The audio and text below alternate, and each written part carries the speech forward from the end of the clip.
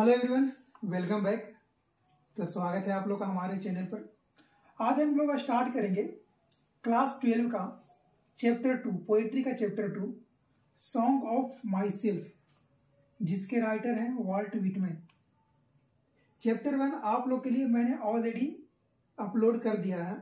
वहाँ पर मेरे यूट्यूब चैनल पर आप लोग जाइएगा तो वहाँ पर लिस्टिंग किया हुआ, प्ले लिस्ट बना हुआ है, वहाँ पर आप सर्च करिएगा तो वहाँ पर एक वीडियो मिलेगा आप लोगों को, sweetest love I do not go, जो कि पोइट्री का चैप्टर 1 है, जिसके राइटर हैं जॉन डन।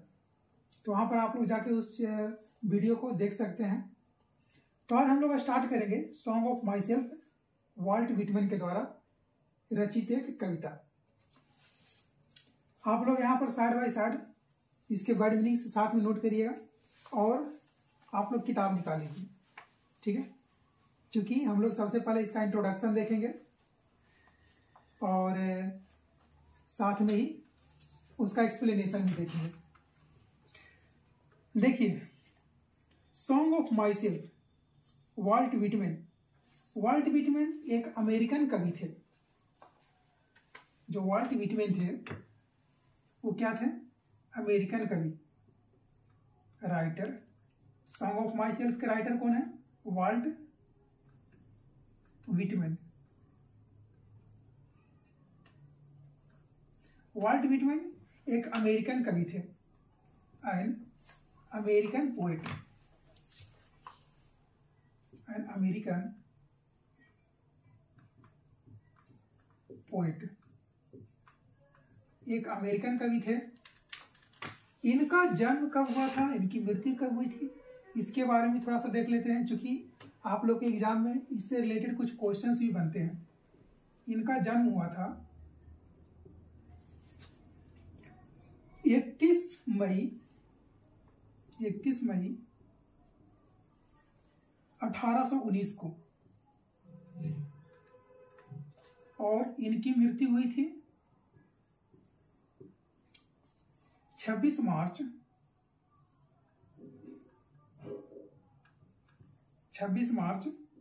1892 को।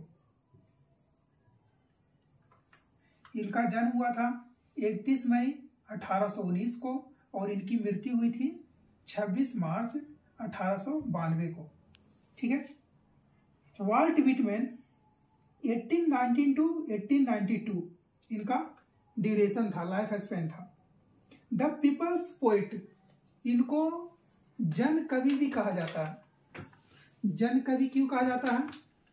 क्योंकि इनके द्वारा जो रचित कविता है वो जनहित में लिखी हुई है, जन के हितों के लिए लिखी गई है। पीपल्स पोएट, जन कवि, is perhaps the most individualistic. Individualistic मतलब होता है व्यक्तिगत। आप लोग साथ में इसके वर्ड मीनिंग्स भी लिख सकते हैं। Individualistic,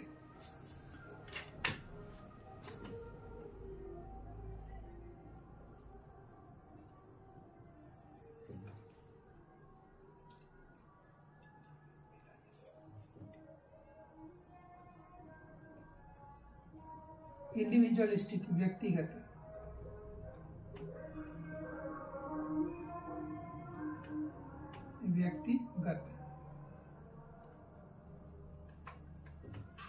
individualistic literary figure. Literary figure मतलब होता है साहित्यकार। जो लिटरेचर लिखते हैं उनको लिटरेरी फिगर बोलते हैं, ठीक है। साहित्यकार, लिटरेरी फिगर, साहित्यकार।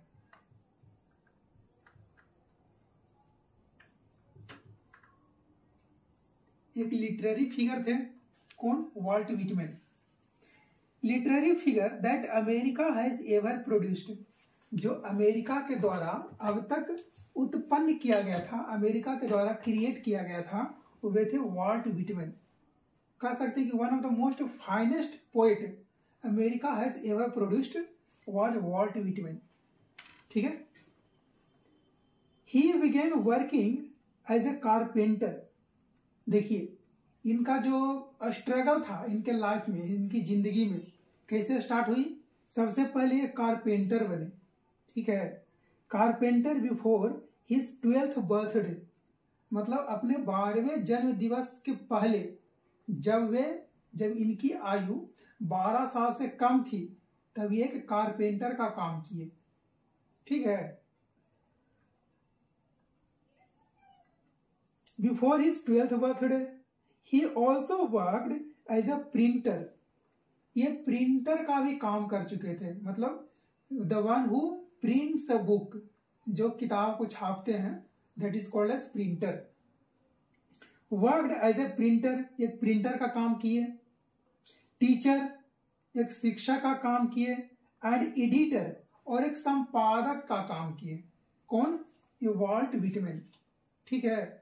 वाल्ट व्हिटमैन अपने लाइफ में इनका जो स्ट्रगल था किस तरह से था, सबसे पहले अपने 12वें जन्म दिवस के पहले एक कारपेंटर के रूप में काम किए, टीचर के रूप में काम किए, ठीक है, प्रिंटर के रूप में काम किए, एडिटर के रूप में काम किए, और एक वॉलेंटियर नर्स भी रहे थे सिविल वार के दौरान, जब अमेरिका में सिविल वार हुआ था 1861 टू 1865 के आसपास में भी, तो उस समय ये अमेरिका में वॉलेंटियर नर्स के तौर पर भी काम किए थे, मतलब लोगों को सेवा करने के लिए भी काम किए थे।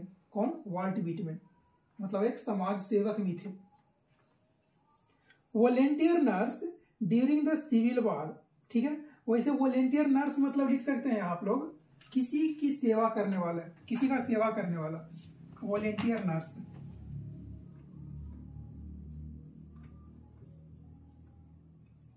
Volunteer nurse.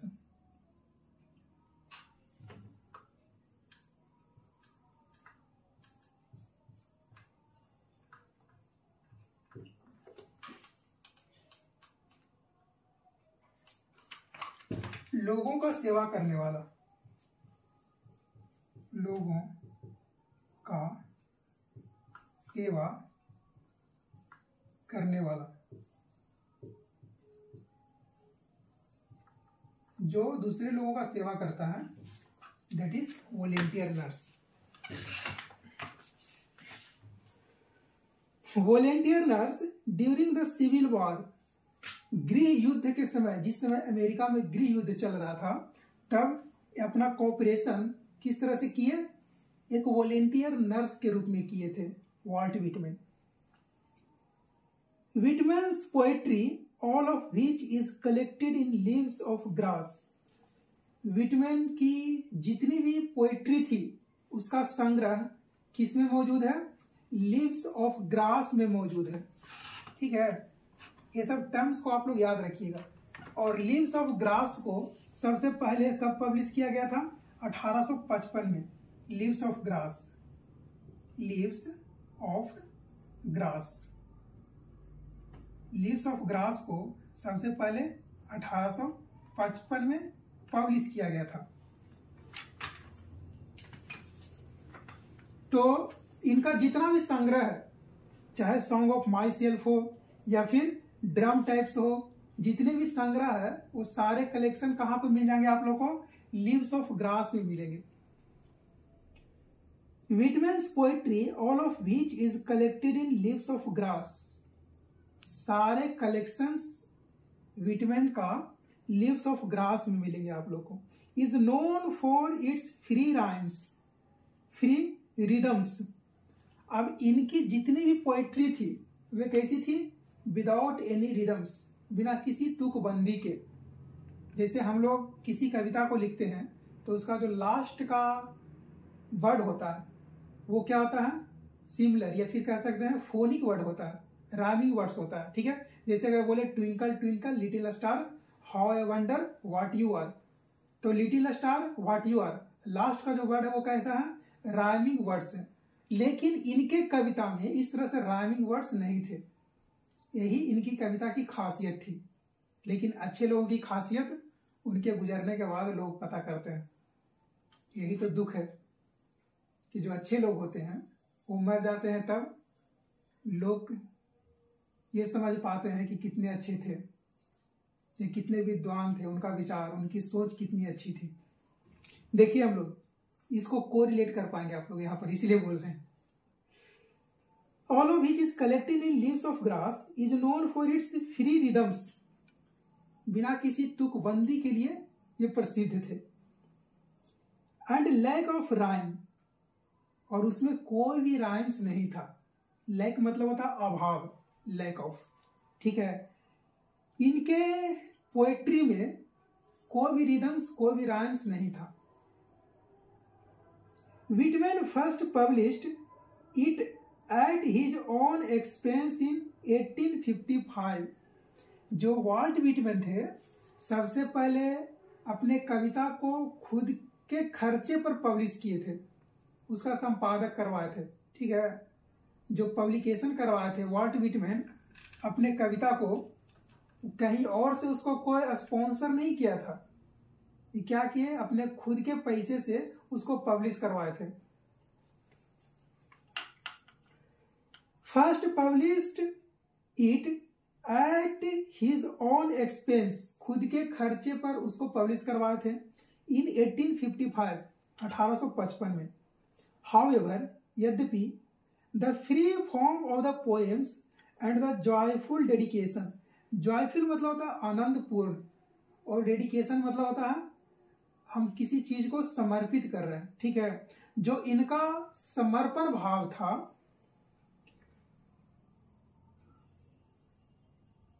however the free form of the poems and the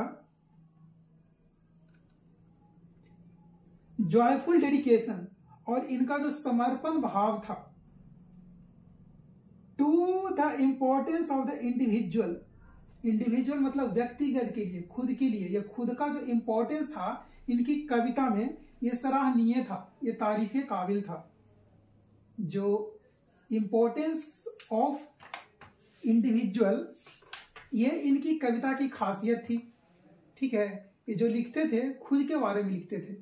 अब जो इंसान खुद को समझ गया वो पूरी दुनिया को समझ लेगा, तो इनका यही सोच था कि if I am talking about myself, this means I am talking about the whole world, the whole humanity. अगर हम खुद के बारे में बात कर रहे हैं, इसका मतलब है पूरे मानव समाज के बारे में बात कर रहे हैं। यही इनका सोच था। इसीलिए क्या बोलते थे, इंपॉर्टेंस ऑफ इंडिविजुअल, ठीक है, खुद के महत्व के बारे में बात करते थे अपने कविता में। Were not well received at first, सबसे पहले इनके कविता को लोगों के द्वारा सराहा नहीं गया, मतलब लोग इनके कविता को स्वीकार ही नहीं किए कि क्या बकवास चीज लिख रहे हैं, बेतुका चीज लिख रहे हैं, ना इसमें कोई राइमिंग है, खुद के बारे में तारीफ कर रहे हैं, खुद के बारे में वर्णन कर रहे हैं। चूंकि लोग इनके कविता को समझ ही नहीं पा रहे थे, तो लोग कहाँ से स्वीकार करेंगे। आप उसी चीज को स्वीकार करते हैं जो आपका मस्तिष्क, आपका जो थॉट है, आपका ब्रेन है, सबसे पहले उस चीज के बारे में एक फाउंडेशन डेवलप करता है, तभी उस चीज को आप लोग स्वीकारते हैं। बिना उस फंडामेंटल के आप किसी भी चीज को ना तो सुनना पसंद करेंगे, ना स्वीकारना पसंद करेंगे, ठीक है। और यही इनकी कविता की खासियत थी कि लोग समझ ही नहीं पा रहे थे, तो जब समझ में नहीं करेंगे तो फिर कहां से स्वीकार करेंगे। In fact, his collection of poems cost Whitman his job. अब हुआ क्या कि जो वाल्ट विटमैन थे, इनके कविता के चलते इनको जॉब से हाथ धोना पड़ा, इनको जॉब से निकाल दिया गया। अच्छे लोगों के साथ हमेशा बुरा होता है। इनफैक्ट हिज कलेक्शन, वास्तव में इनका जो संग्रह था of poems, cost Whitman his job, Whitman को अपने जॉब से हाथ धोना पड़ा, उससे कीमत चुकाना पड़ा, अपने जॉब से, अपने सर्विस से। As it was taken to be offensive, offensive मतलब होता है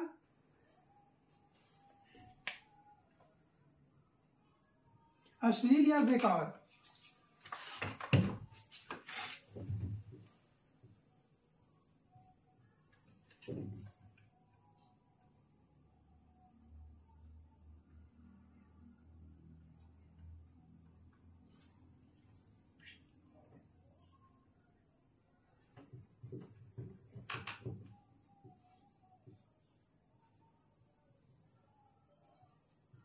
ऑब्सेन मतलब होता है अश्लील या बेकार, अश्लील या बेकार। अब लोगों को समझ ही में नहीं आ रहा था इनका कविता, तो इसलिए लोग इनके कविता को बेकार कहना शुरू कर दिए। क्या बेकार चीज लिख रहा है यार, छोड़ो लिखना। चलिए देखिए, in fact his collection of poems cost Whitman his job. जो विटमैन थे, इनके पोएम के चलते इनको अपने जॉब से हाथ धोना पड़ा, इनको अपना जॉब छोड़ के कीमत चुकाना पड़ गया। As it was taken to be obscene, चूंकि लोग इनके कविता को अश्लील बेकार कहने लगे, है ना। क्या भेलपुरी बना दी भैया।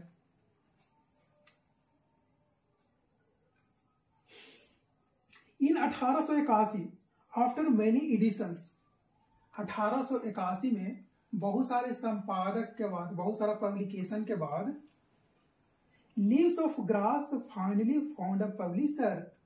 जो लीव्स ऑफ ग्रास था, आखिरकार उनको एक पब्लिशर मिल गया। इनको अपना कविता पब्लिश करने के लिए लोग मिले जो इनके कविता के ऊपर स्पॉन्सर कर सके। ठीक है, इनको अपना कविता पब्लिश करने के लिए, छापने के लिए पैसा देने वाले लोग मिले।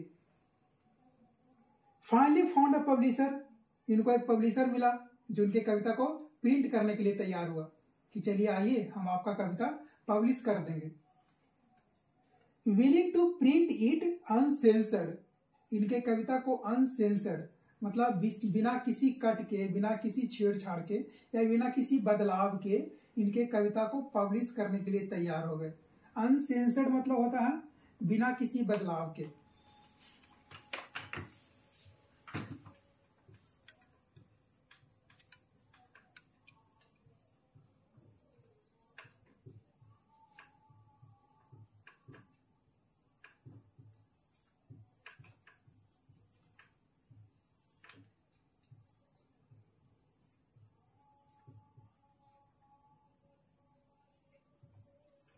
बिना किसी बदलाव के। अनसेंसर्ड मतलब एग्जैक्टली द सेम, जो है वही हम पब्लिश करेंगे बिना इसमें किसी कट छट के। Uncensored translations of his collection were enthusiastically received in Europe. Translation of his collection, इनके कलेक्शन का, इनके संग्रह का जो अनुवाद था यूरोप में छापा गया। बड़े उत्साह के साथ, बड़े उमंग के साथ लोग इनके कविता को यूरोप में छापे। आपका खुद का वैल्यू भले आपके आसपास के लोगों को ना हो, लेकिन जो दूर लोग बैठे हैं, आपके ज्ञान से हो सकता है उनको बहुत ज्यादा प्रभाव पड़े, आपकी काबिलियत से, आपके सोच से, आपके विचार से। तो इनके खुद के देश में, अमेरिका में, इनको लोग सराहा नहीं, इनका कोई सराहना नहीं किया गया। लेकिन दूर किसी और कंटिनेंट में, यूरोप में, इनको खूब लोग तारीफ किया, प्रशंसा किया, उत्साह से इनको पढ़ा। इंथ्यूसियास्टिकली मतलब क्या होता है? उत्साह या उमंग। इंथ्यूसियास्टिकली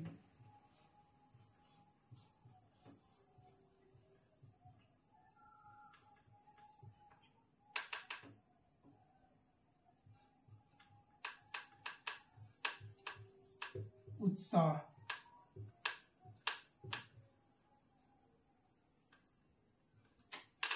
इंथ्यूसियास्टिकली मतलब होता है उत्साह या उमंग। ठीक है। Collection were enthusiastically received in Europe. Europe में लोग इसको उत्साह से स्वीकार किया, इसको लोग अप्रिसिएट किया। But Whitman remained relatively unappreciated in America. Unappreciated मतलब अप्रशंसनीय, जिसका कोई प्रशंसा ना हो। अप्रिसिएशन मतलब होता है प्रशंसा, और अनअप्रिसिएटेड मतलब अप्रशंसनीय। अनअप्रिसिएटेड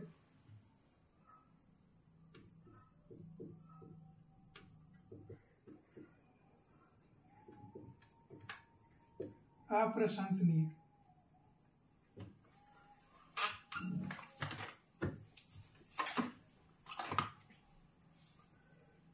but Whitman remained relatively unappreciated in America, लेकिन इनको अभी भी अमेरिका में कोई प्रशंसा नहीं किया। It was only after his death that he could win appreciation in America, या इनके मृत्यु के बाद इनको अमेरिका में अब प्रशंसा किया गया कि बहुत अच्छे कवि थे। For his original and innovative expression, इनका जो वास्तविक था और इनका जो एक अलग इनोवेटिव एक्सप्रेशन था, किसी चीज को एक्सप्रेस करना कविता के माध्यम से, ये अब प्रशंसा किया गया कि ये तो बहुत हटके चीजों को एक्सप्रेस कर रहे हैं, लोगों के सामने लेकर आ रहे हैं, जो कि लोग अब तक इसको क्रिएट नहीं किया था। ठीक है। Innovative expression of America individualism, व्यक्तिगत या इंपॉर्टेंस ऑफ इंडिविजुअलिज्म कविता है, इनका जो सोच है, इस चीज को लोग अब इनके मरने के बाद स्वीकार रहा है, इनको अब प्रशंसा किया जा रहा है। His important works include leaves of grass, इनका जो महत्वपूर्ण वर्क है, काम है, जिसमें क्या है, लीव्स ऑफ ग्रास, जिसको 1855 में पब्लिश किया गया था, एंड ड्रम टैप्स, जिसको 1866 में पब्लिश किया गया था। Drum taps 1866।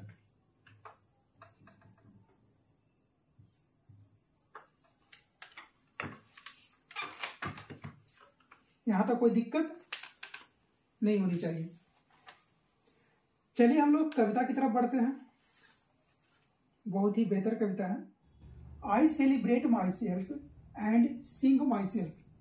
चूंकि जो राइटर हैं वाल्ट विटमैन है, ये इम्पोर्टेंस ऑफ इंडिविजुअल के बारे में बात करते हैं अपने कविता में, खुद के महत्व के बारे में बात करते हैं। मैं खुद मनाता हूँ और खुद के लिए गाता हूँ। सेलिब्रेट मतलब होता है उत्सव मनाना। जो इम्पोर्टेंट है या फिर जो डिफिकल्ट वर्ड मीनिंग्स है उसका हम लोग यहाँ पर अर्थ साथ में लिखते जाएंगे। तो सेलिब्रेट मतलब होता है उत्सव मनाना। I celebrate my self and Singh my self. मैं खुद उत्सव मनाता हूँ या खुद के लिए उत्सव मनाता हूँ और मैं खुद के लिए गाता हूँ। आई सिंग माई सेल्फ। जैसे हम लोग अगर बर्थडे मनाना होता है तो क्या करते हैं, आसपास के लोगों को या फिर जो रिलेटिव हैं, संबंधी हैं, उन सबको इकट्ठा कर लेते हैं सेलिब्रेशन के लिए, या कोई पार्टी वगैरह या कोई प्रोग्राम होता है तो। लेकिन वाल्ट विटमैन अलग है। इनको अपनी खुशियों को सेलिब्रेट करने के लिए किसी और का आवश्यकता नहीं पड़ता है। ठीक है, ये अपने आप सेलिब्रेट करते हैं, खुद के लिए सेलिब्रेट करते हैं और खुद में सेलिब्रेट करते हैं। And what I assume you shall assume. और जो मैं मानता हूं तुम भी मानो। ठीक है, एज्यूम मतलब होता है मानना।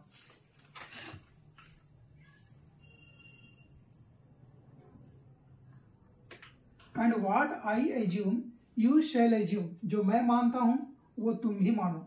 फॉर एवरी एटम, एटम मतलब होता है कण, एटम मतलब कण। For every atom belonging to me, जिस कण से मैं संबंधित हूं। ठीक है, या जिस कण से मैं बना हूं। बिलोंग मतलब होता है से संबंधित, संबंधित।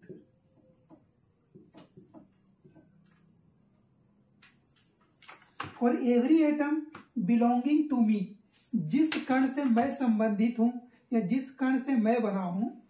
As good belongs to you, उसी कण से तुम भी बने हो।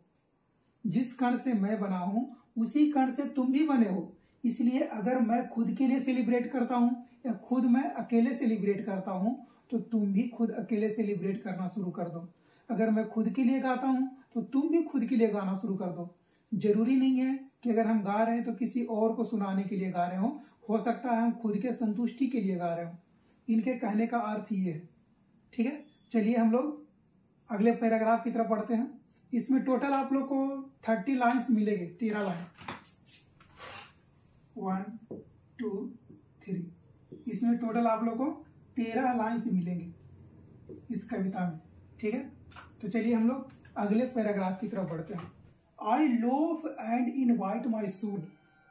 लोफ मतलब होता है इधर उधर घूमना। लोफ मतलब इधर उधर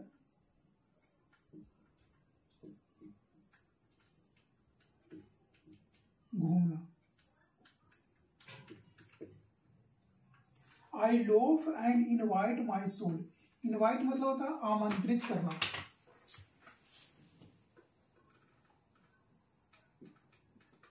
आमंत्रित करना। I loaf and invite my soul. Soul मतलब होता है आत्मा।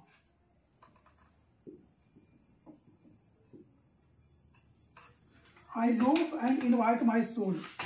मैं इधर उधर घूमता हूं और अपने आत्मा को बुलाता हूं, आमंत्रित करता हूं। दो तरह का साइंस होता है, एक होता है फिजिकल साइंस, एक होता है स्पिरिचुअल साइंस। फिजिकल साइंस क्या होता है? जब हम लोग खुले आंखों से पूरी दुनिया को देखते हैं उसको बोलते हैं फिजिकल साइंस, भौतिक विज्ञान। और एक होता है स्पिरिचुअल साइंस। स्पिरिचुअल साइंस क्या होता है? जब हम लोग बंद आंखों से अपने अंदर को झांकते हैं, अपने आत्मा को झांकते हैं, that is called as spiritual science. इस लाइन का मतलब वही है, I loaf and invite my soul. मैं अपने आत्मा को बुलाता हूँ, अपने आप को ढूंढता हूँ। ठीक है, देखिए अगला लाइन देखते हैं। I lean and loaf at my ease. Lean मतलब होता है आराम करना, LEAN। लीन मतलब आराम करना।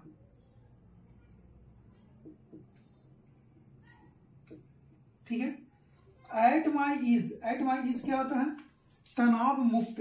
ठीक है, या बिना किसी परेशानी के। एट माई ईज मतलब तनाव मुक्त।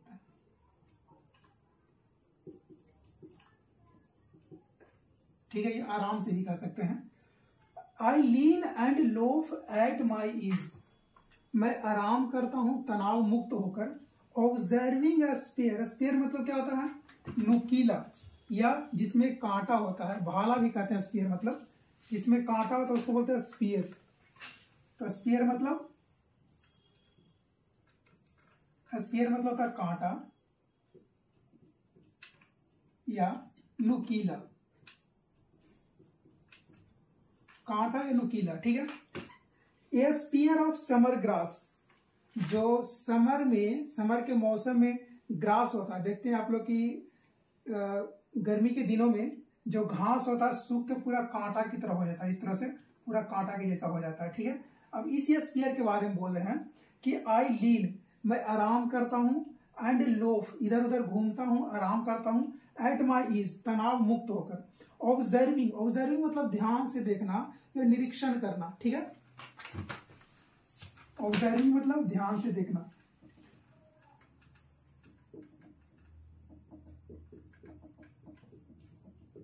ध्यान से देखना। ठीक है, at my ease observing a spear of summer grass. मैं आराम करता हूं तनाव मुक्त होकर और समर ग्रास के स्पेयर को देखता हूं, उसको निरीक्षण करता हूं, उसको ऑब्जर्व करता हूं। My tongue, every atom of my blood. मेरा जीव, मेरे शरीर का प्रत्येक कण।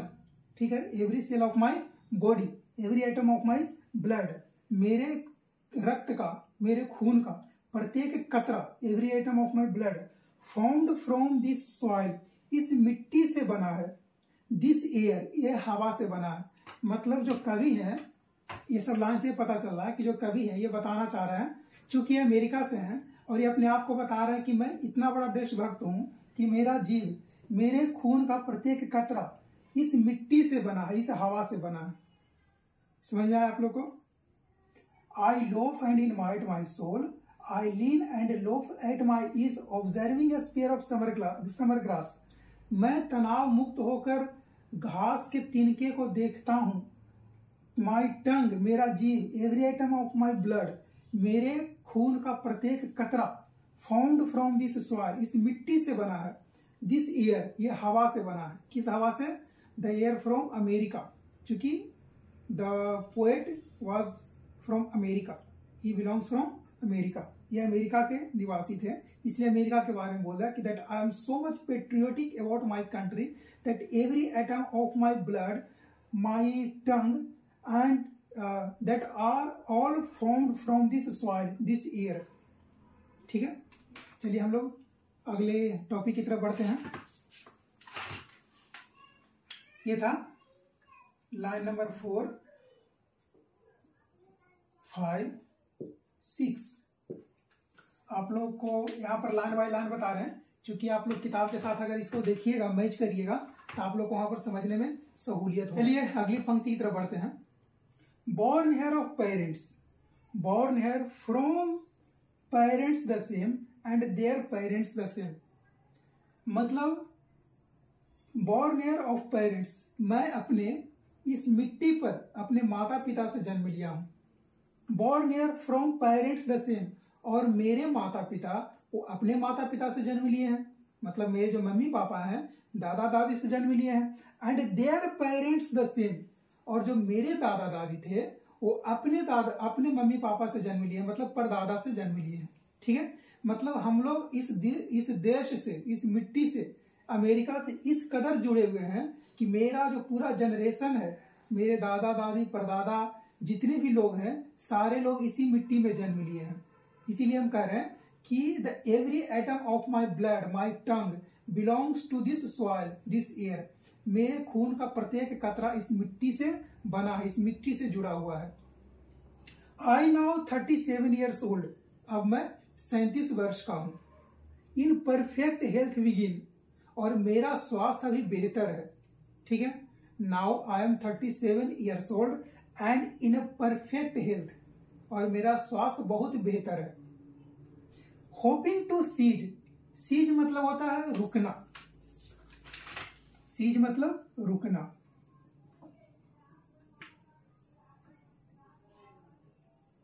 Hopping to cease not till death, और जिस तरह से मैं इस हेल्थ के साथ 37 ईयर्स में भी इस हेल्थ में हूं, और मैं निरंतर काम करता रहूंगा, नॉट टिल डेथ, जब तक मैं मर नहीं जाता तब तक मैं नहीं रुकूंगा। अब यहां से कवि कहना क्या चाह रहे हैं, ये सब पंक्ति से स्पष्ट रूप से कवि का कहना है कि मेरा जो पूरा जनरेशन है इसी मिट्टी से जुड़ा हुआ है।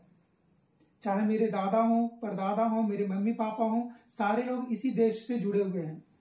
अभी मैं कितने वर्ष का हूं, that I am 37 years old, अभी मैं 37 वर्ष का हूं। And in perfect health begin, और भी मेरा स्वास्थ्य बेहतर है।